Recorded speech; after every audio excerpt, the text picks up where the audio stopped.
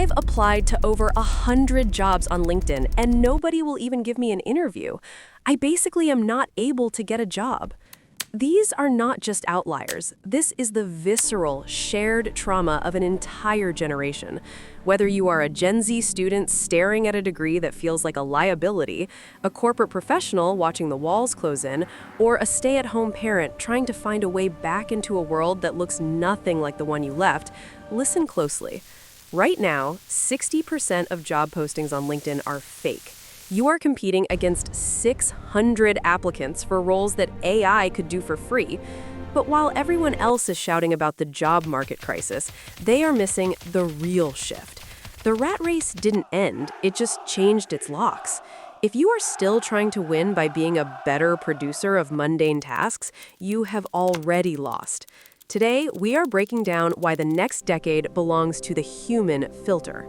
We have spent months synthesizing data from the world's top economists and creators.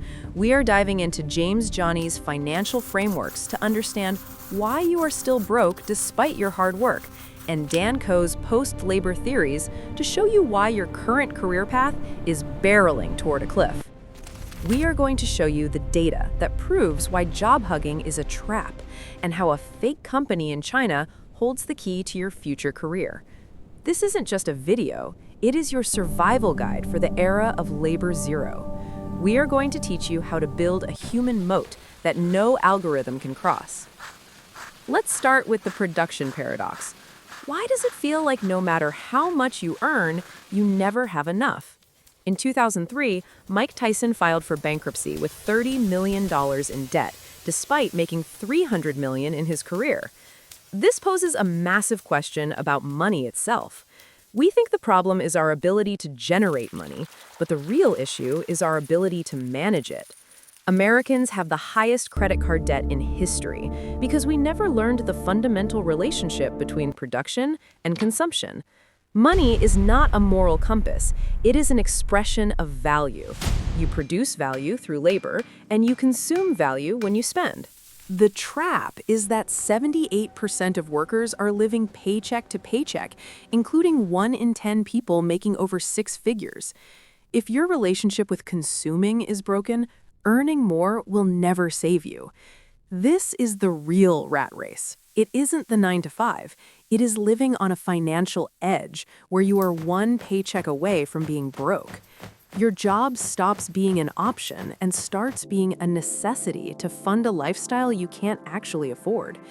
This is hyperbolic discounting, favoring short-term rewards like a new pair of shoes over long-term freedom. You have to audit your consumption before you can ever hope to scale your production. Stop trying to keep up with the Joneses, because in 2025, the Joneses are digital and they are drowning in debt just like everyone else. But even if you fix your spending, you are still facing the junior role cliff. For decades, the path was simple. Go to school, get a degree, and walk into an entry-level job. That path is gone.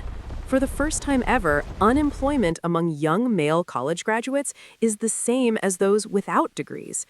Entry-level white-collar jobs are being taken by AI. Think about basic analysis, emails, and research. These were the bottom rungs of the career ladder. AI didn't just automate the mundane work, it attacked the very meaning and purpose we derive from our careers. We are seeing a historic anomaly where the more you learn, the less likely you are to get hired for a traditional role. This has led to a desperate trend called job hugging. Workers are staying in roles they hate out of sheer terror, freezing the labor market. In China, jobless graduates are literally paying to work at fake companies just to avoid the social stigma of being unemployed. They take photos in offices and show bogus registration certificates to their parents. This is the credentialist hangover. We were told the degree was the golden ticket, but now we are realizing that a degree with no proof of work is just a receipt for a 4-year vacation from the real economy. So where do you go when the office door is locked? You look where everyone else is afraid to go. Look at the glass elevator effect. While everyone is fighting for a spot in big tech, stable fields like healthcare and the skilled trades are starving for talent. We are seeing a historic drop in college enrollment because Gen Z is realizing that a plumber with no debt and high demand is wealthier than a computer science grad with 100,000 in loans and zero job offers. If the white-collar world is at risk, you pivot to physical manipulation or face-to-face human interaction. The safest jobs are the ones where the human is the product, not just the labor. This brings us to the most important realization of your life. The last defensible moat is you. In a world of infinite free AI content, everything becomes a commodity.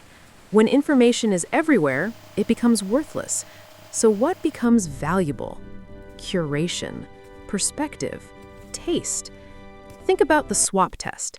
If you can swap the creator and the creation without it losing value, AI can replace it. A generic blog post? Swappable. An essay by someone whose journey you have followed for 3 years? Not swappable. AI can think about your perspective, but it cannot think from your perspective. It has no wounds, no wins, and no stakes. It doesn't die. You do. And that mortality is what gives your work meaning. To survive this, you need the post-labor skill stack. This isn't a list of software to learn. It is a hierarchy of human nature. At the top is agency, the ability to act without permission. Most people are waiting for a boss to tell them what to do, but those bosses are currently being replaced by algorithms. You have to reject the default path of school, job, retirement. Take a step, make a mistake, and correct it. That is agency in action. Next is taste. In the infinite library of the internet, the person who selects what matters is the person who gets paid. Then comes perspective and persuasion. You need the ability to hold complex contradictions in your mind and the marketing skills to make people care. If you are an artist who can't sell, you are a starving artist. If you are a creator who can't curate, you are just noise. We are moving into a curation economy. Your job is no longer to be a cog in a machine, it is to be a human filter. You are the architect of meaning. You certify what is worth a human's limited attention. Stop building a resume and start building an intellectual signature, a unique style of connecting ideas that makes you irreplaceable. The era of being a mid-level producer is over. The career cliff is here, but for the person with agency, it is actually a launch pad. Use AI to handle the busy work. Let it handle the emails and the data entry. Use tools like Odoo or Eating to run your one-person enterprise while you focus on the creative work that requires a soul.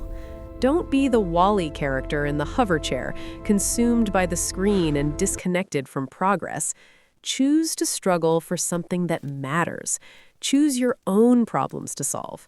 The rat race didn't end, it just got a lot more personal. The winners of 2025 and beyond won't be the ones with the best grades or the most loyalty to a dying corporation.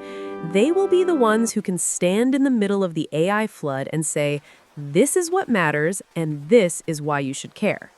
Stop applying for roles that no longer exist and start building your human moat. Be the filter, be the architect. The next decade belongs to those who refuse to be swappable. Now go out there and build something that only a human could create.